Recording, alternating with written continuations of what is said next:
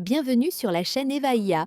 Aujourd'hui, je te parle d'une avancée qui pourrait redessiner l'avenir des robots, et peut-être même de l'humanité entière. Son nom, Genesis. Genesis, c'est une plateforme de simulation physique ultra puissante. Mais attention, pas une simple démo 3D ou un jeu vidéo pour ingénieurs, non. Genesis, c'est comme un univers parallèle conçu pour entraîner, tester et perfectionner des robots et des intelligences artificielles dans des environnements virtuels plus vrais que nature. Imagine un instant. Tu veux créer un robot capable de cuisiner. Dans le monde réel, tu devrais lui faire répéter les mêmes gestes des milliers de fois avec des ingrédients, des casseroles, des accidents. Ça coûterait une fortune et prendrait des mois. Avec Genesis, tu lances une simulation et ton robot apprend à casser des œufs, couper des légumes et gérer la chaleur d'une poêle. Des millions de fois, en quelques heures et sans gaspiller un seul œuf. Et ce n'est pas que pour la cuisine.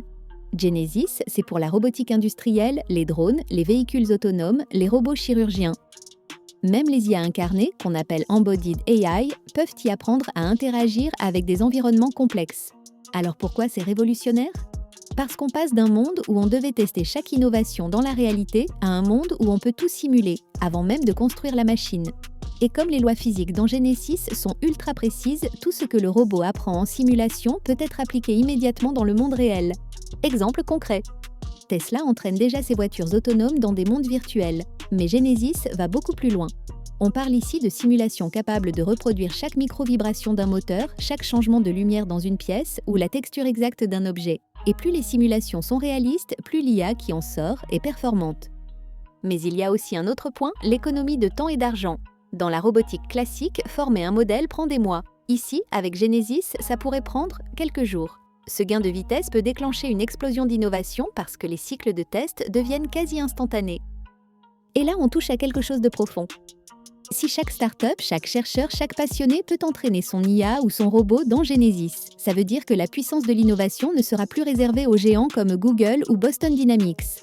Ça veut dire que toi, moi, n'importe qui avec une bonne idée pourrait créer une nouvelle génération de robots. Mais attends, parlons futur. Genesis, ce n'est pas juste une plateforme technique, c'est une porte d'entrée vers un monde où les IA et les robots pourront littéralement apprendre à vivre.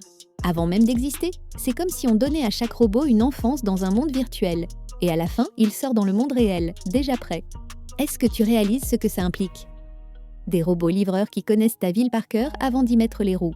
Des assistants domestiques qui savent où tu ranges ton café, comment fonctionne ta machine à laver et qui anticipent tes besoins avant même que tu les exprimes. Et évidemment, ça soulève des questions. Si on peut entraîner des robots ultra performants dans ces mondes virtuels, qui va les contrôler ? Est-ce qu'on va avoir des robots capables de remplacer des millions de métiers en quelques années ? Ou est-ce qu'on va les utiliser pour augmenter notre qualité de vie en automatisant les tâches pénibles et répétitives ? Il y a aussi un risque philosophique. Si ces IA passent des années simulées dans Genesis à apprendre, interagir, résoudre des problèmes, vont-elles développer une forme de conscience ? Et si oui, comment faudra-t-il les considérer ? Comme des outils ? Des formes de vie ? Ce que je pense personnellement, Genesis est une révolution inévitable. Tout comme les transistors ont fini par se cacher dans tous les appareils que tu utilises aujourd'hui sans même y penser, Genesis pourrait devenir une couche invisible de notre société. Un jour, on n'en parlera plus. On ne dira pas « ce robot a été entraîné dans Genesis ». On dira juste « ce robot fonctionne », point. Et c'est là que ça devient à la fois fascinant et dangereux. Fascinant parce que ça ouvre la porte à une créativité sans limite. Dangereux parce que cette technologie peut aussi être utilisée pour créer des robots militaires, des systèmes autonomes incontrôlables ou des IA qui agissent contre nos intérêts. Mais une chose est sûre, Genesis marque un tournant. Et si on l'utilise bien, ça peut être la clé pour résoudre certains des plus grands défis de l'humanité. De la logistique à la médecine, en passant par l'éducation, on pourrait avoir des machines prêtes à nous aider partout, tout le temps. Et tout ça commence aujourd'hui. Dis-moi dans les commentaires, est-ce que toi, tu serais prêt à laisser un robot, formé dans un monde virtuel, vivre et travailler à tes côtés dans la vraie vie ?